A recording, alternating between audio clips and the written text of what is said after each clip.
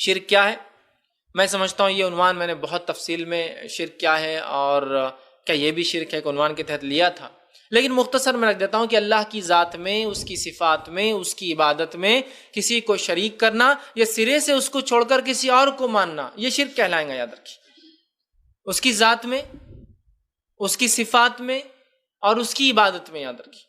جہاں تک اللہ کی ذات اور اس کی صفات کا معاملہ ہے، اکثر لوگ اس کو مانتے ہیں، حتیٰ کہ آپ کو بتائے کہ جس کے وجود کے لیے کوئی چیز سبب نہ بنے بلکہ وہ تمام چیزوں کے لیے سبب بنے، واجب الوجود، تو اب اللہ کے علاوہ کسی اور کو واجب الوجود ماننا یہ شرک ہو جائے گا، یہ ذات میں شرک، اس کو شرک فی الذات کہتے ہیں۔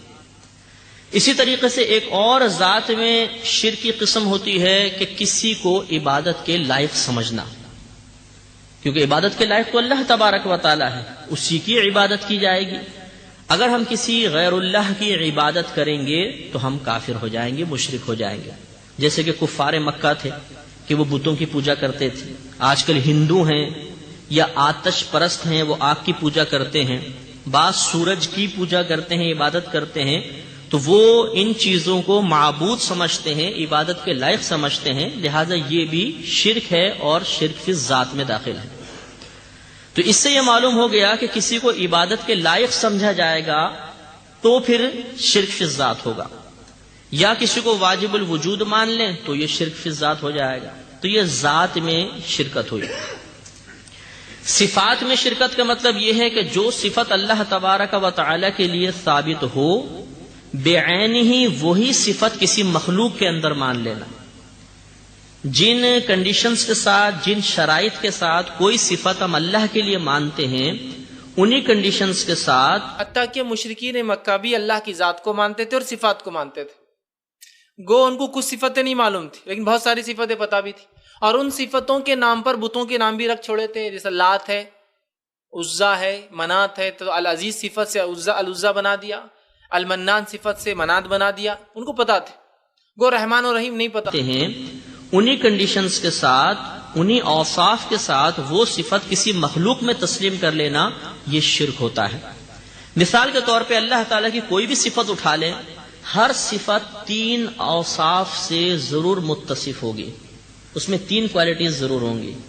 ایک تو یہ کہ اللہ تبارک و تعالیٰ کی صفات تمام کی تمام ذاتی ہیں، ذاتی کا مطلب کہ اسے کسی نے نہیں دی، وہ اسی کی ہیں، اسے ایسا نہیں ہوا کہ کسی نے اللہ تعالیٰ کو دیکھنا، علم، قدرت، اختیار دیا ہو، نہیں، تو اللہ تعالیٰ کی تمام صفات ذاتی ہیں۔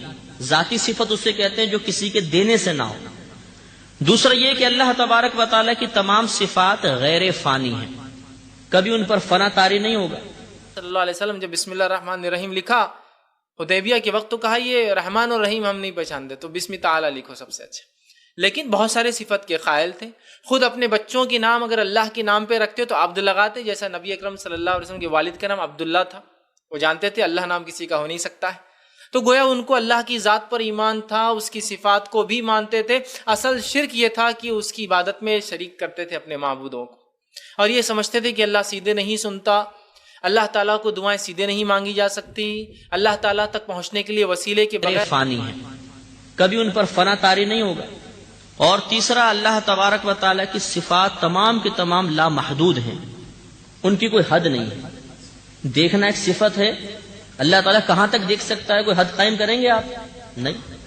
علم اللہ کی صفت ہے، کتنا علم ہے، کوئی حد ہے؟ نہیں۔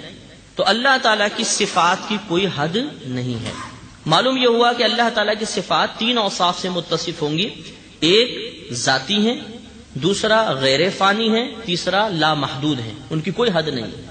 اب اللہ تعالیٰ کی صفات میں شرکت کا مطلب یہ ہے کہ کسی مخلوق